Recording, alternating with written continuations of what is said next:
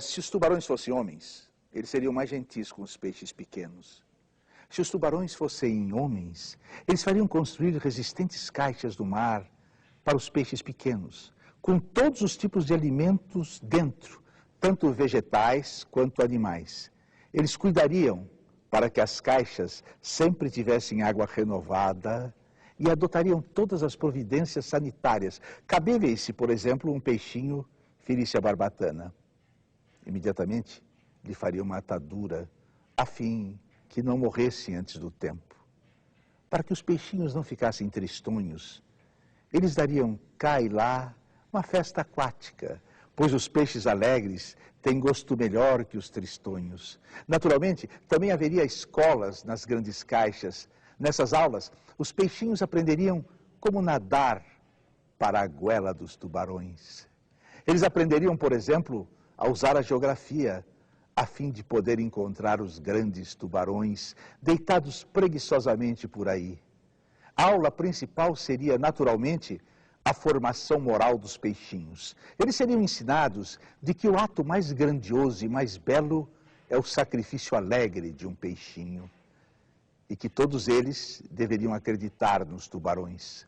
Sobretudo, quando estes dizem que velam pelo belo futuro dos peixinhos. Se inculcaria nos peixinhos que esse futuro só estaria garantido se aprendessem a obediência. Antes de tudo, os peixinhos deveriam guardar-se de qualquer inclinação baixa, materialista, egoísta e marxista e denunciar imediatamente aos tubarões se qualquer deles manifestasse essas inclinações.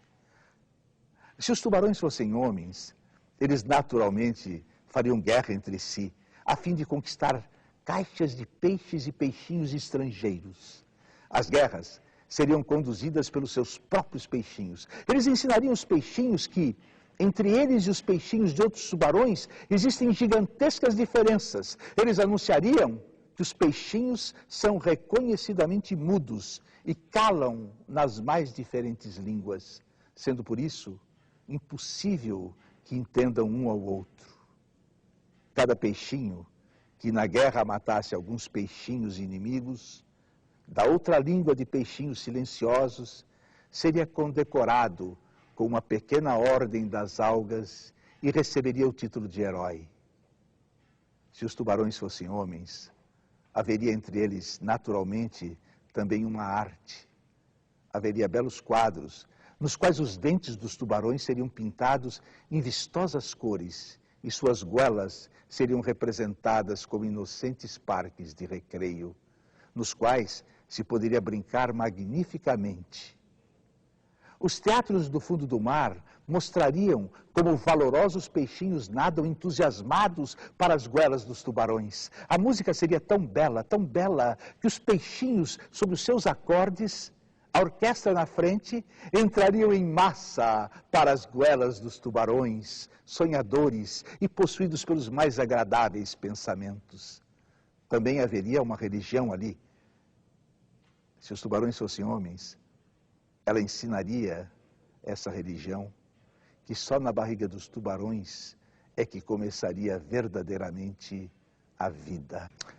Ademais, se os tubarões fossem homens, também acabaria a igualdade que hoje existe entre os peixinhos. Alguns deles obteriam cargos e seriam postos acima dos outros. Os que fossem um pouquinho maiores poderiam, inclusive, comer os menores.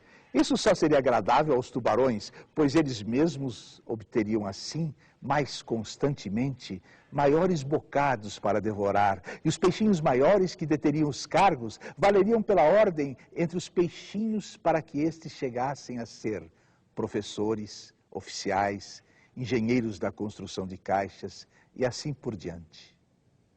Curto e grosso, só então haveria civilização no mar, se os tubarões fossem homens.